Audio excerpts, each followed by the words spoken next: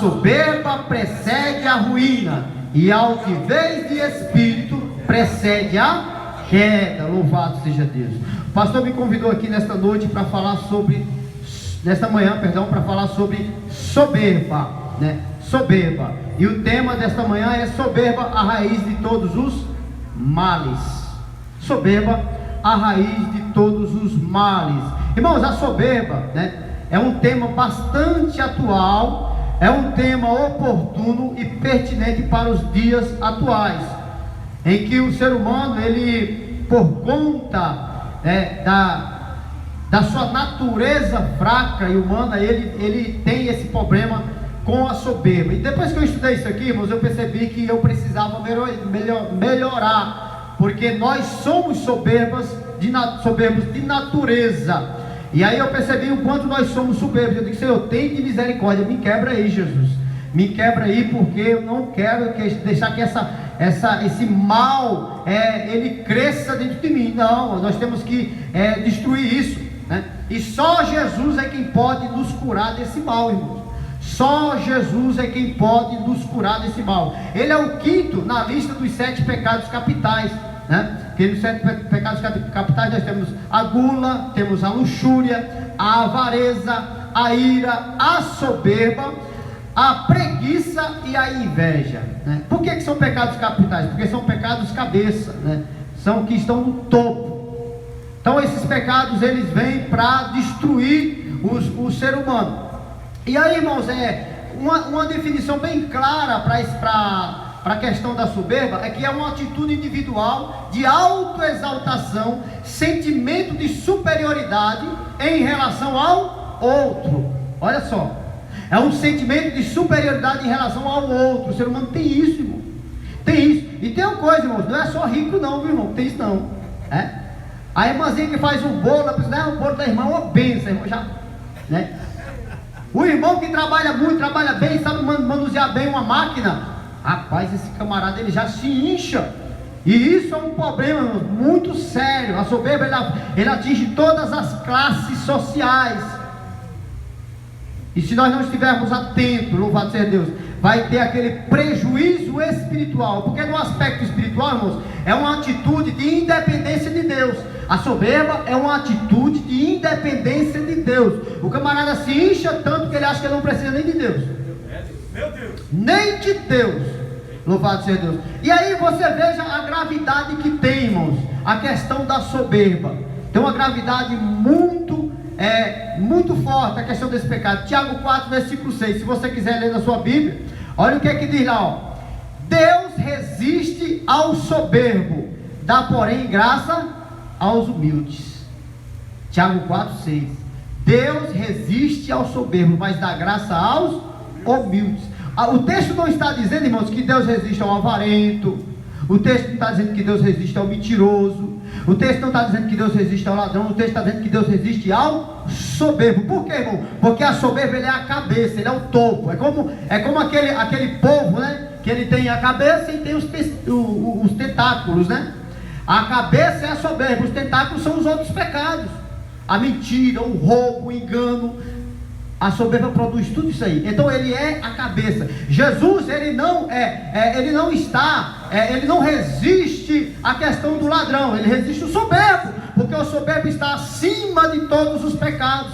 Porém ele dá graça aos humildes. O ladrão, ele pode ser o que for, o bandido, o mentiroso, mas se ele for humilde, reconhecer Deus em sua vida, Deus dá graça para ele vencer o pecado, aleluia, e se render aos pés de Cristo. Porém o soberbo não, irmão, porque o soberbo se acha maior do que o próprio Deus.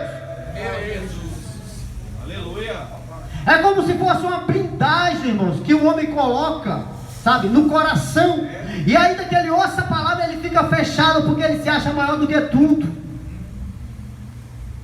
Quando você lê Lucas capítulo 5, em que Jesus, ele chega ali no mar da Galileia, e ele faz aquele milagre da pescaria, né? Em que os 2 barcos ficam tão cheios, que ficam quase afundando de tanto peso, que Pedro, depois do milagre, ele chega perto de Jesus e disse: Senhor, afasta-te de mim, porque eu sou um pecador. Louvado seja Deus.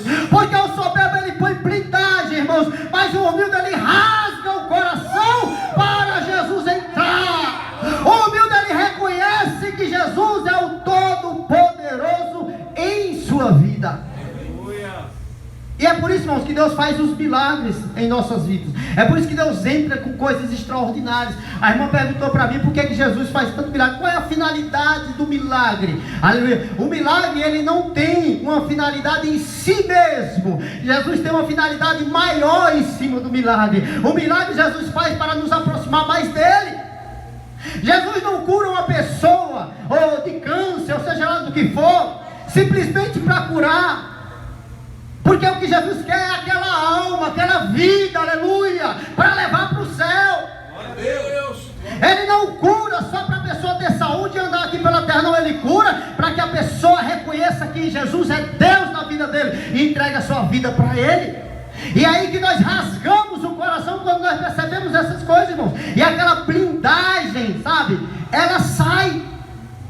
Louvado seja Deus. Por isso que Jesus disse: vinde a mim todos que estão cansados e sobrecarregados, trazei sobre vós o meu jugo e aprendei de mim, porque sou manso e humilde. A humildade, irmãos, louvado seja Deus, ela precede a honra, porque o humilde, ele não se acha soberbo, capaz de alguma coisa, se não for Deus na vida dele. Ai dele! E Jesus é a maior referência que nós temos para a humildade, a maior de todas as referências para a humildade. Ele é o Deus que se fez homem, e sendo todo poderoso, ele desceu aqui e lavou o pé de homens. Meu Deus. Aleluia. E aí, irmãos, no Novo Testamento existem algumas palavras que definem bem a questão da soberba. Existem 3 palavras no Novo Testamento, no grego, né, que uma delas é alassoneia, que quer dizer presunçoso. O que é um presunçoso, irmãos? É uma pessoa que se acha o tal, e até nas suas palavras ele quer se mostrar, entendeu? Então o soberbo, ele se mostra através de suas palavras, dizendo: eu tenho, eu sou, eu posso. Eita. Ai dele se não fosse eu. É desse jeito.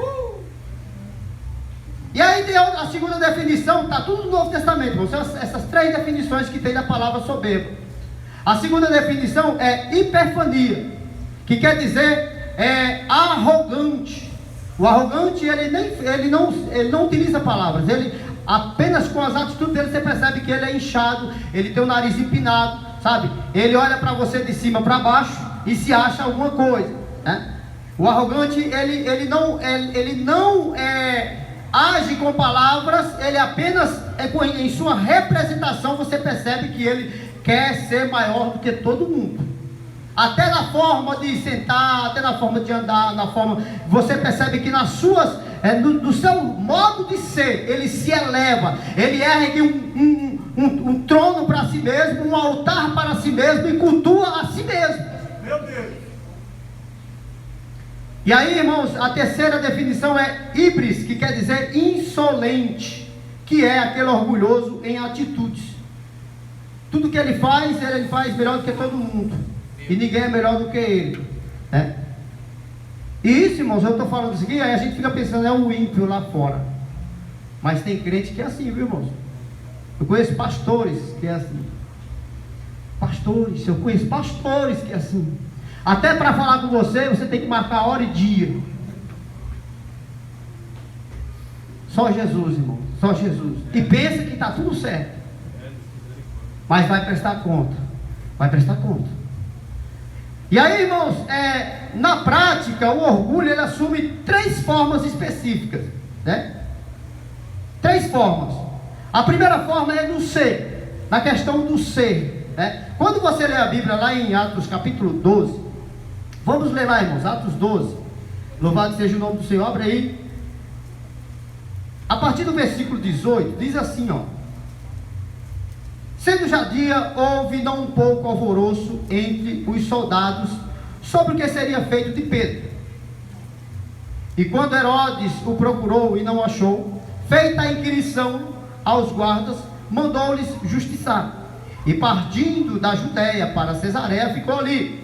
E ele estava irritado com os de Tiro e de Sidom, mas estes vindo de comum acordo ter com ele, e obtendo a amizade de Blasto, que era um dos canaristas do rei, pediam paz, porquanto o seu país se abastecia do país do rei. E no dia designado, vestindo Herodes as vestes reais, estava sentado no tribunal e lhes dirigiu a palavra, e o povo clamava: voz de Deus e não de homem. E no mesmo instante, irmãos, feriu um anjo do Senhor, porque não deu glória a Deus, e comido de bicho expirou. Aleluia. Herodes aqui, irmãos, ele é o terceiro tetrarca da Palestina, naquele período, porque o primeiro era Herodes o Grande, que foi na época de Jesus. Ele matou as crianças lá para tentar matar Jesus e não conseguiu, né? Depois veio o segundo Herodes, que era o Herodes Antipas, que matou João Batista. E esse aqui é o Herodes Agripa, que é o número 3, né? Que é da época de Pedro, né? De João dos Apóstolos. Esse Herodes, irmãos, o texto nos diz que ele tinha prendido Tiago e matou Tiago, e prendeu também Pedro. Só não matou Pedro porque ele estava no período da festa da Páscoa, e depois da Páscoa ele já estava com um projeto de matar Pedro. Mas Deus enviou um anjo e tirou Pedro lá da prisão. E aí, irmãos, quando os soldados chegam com essa história, para ele não acredita, porque para ele é uma história muito cabeluda. Eu não estou entendendo como é que alguém sai da prisão sem ninguém ver. Aleluia. Foi um grande milagre de Deus, um milagre extraordinário de Deus. Mas o homem soberbo, ele não crê no trabalhar de Deus, porque o coração dele está blindado. Aleluia. E aí, irmãos, o texto nos diz que ele mandou justiçar o Senhor, mandou matar os soldados, os 4 soldados que estavam no período em que ele estava preso, aqueles 4 soldados. E ele foi ter com o pessoal de Tiro e de Sidom, e lá na hora dele dar a palavra, porque ele tinha que resolver uma pendência lá, ele vestiu lá as suas roupas reais, e subiu lá no lugar mais alto e começou a falar. E as pessoas começaram a olhar para ele, né, e achar que quem estava falando era um Deus, porque as pessoas queriam benefício do rei. Aleluia. Mas eles olhando para o rei: vamos elogiar, vamos adorar, vamos dizer que ele é Deus, né? E o rei aceitou, né? E quem está falando não é o homem, é Deus que está falando, e o rei aceitou. Na mesma hora, irmãos, louvado seja Deus, porque Herodes, irmãos, ele é um edomita, ele conhece o Deus de Israel, ele conhece o Deus de Abraão, louvado seja Deus, mas ele não deu glória a Deus, ele se rendeu àquela exaltação, aquele culto a ele, e Deus foi, aleluia, fez com que ele morresse comido de bicho, aleluia. Alguns dizem que ele teve um câncer, os bichos entraram dentro dele e comeram ele, né? Flávio José disse que ele passou 4 dias, né, gemendo em cima de uma cama, enquanto os bichos, né, comiam ele por dentro, louvado seja Deus, e ele não deu glória a Deus. É isso que acontece com o homem que é soberbo. Por isso que a soberba precede a ruína, irmãos. E aí, irmãos, ele era aquele tipo de homem que tinha o DNA de pavão, sabe? Sabe o que é DNA de pavão? O pavão, ele é uma das aves mais bonitas, e quando ela está andando, ela abre aquelas penas, o rabo lá, e aquele fica igual um leque, coisa mais linda. Mas o pavão, você pode prestar atenção que ele esconde a coisa mais feia que ele tem, que são os pés. Ele mostra as penas e esconde os pés, porque o ser humano, irmãos, por mais bonito que ele seja, por mais rico que ele seja, ele tem defeitos, louvado seja Deus, ele tem erros, mas o soberbo, ele não reconhece os seus erros. O homem que tem o DNA de pavão, ele é soberbo, ele se acha melhor do que todo mundo, louvado seja o nome do Senhor.